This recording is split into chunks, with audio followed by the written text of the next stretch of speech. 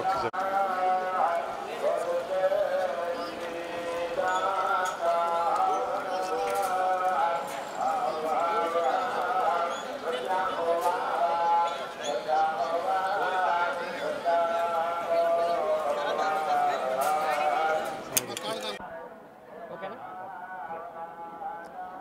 నమో వెంకటేశాయ.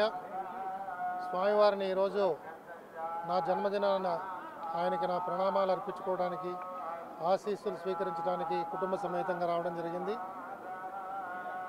రాష్ట్ర ప్రజలు, దేశ ప్రజలందరినీ కూడా స్వామివారు చల్లగా చూస్తూ సకాలంలో వర్షాలు కురిసి రైతాంగం అంతా కూడా సుఖశాంతులతో ఉండాలని ప్రార్థించడం జరిగింది.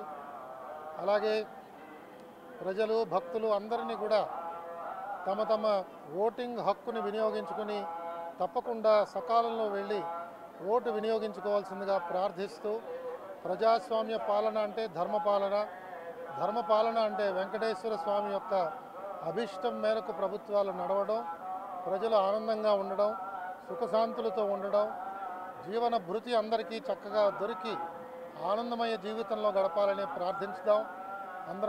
అందరం కూడా అది సాధించడానికి ఉపక్రమిద్దాం. ఓం నమో వెంకటేశాయ.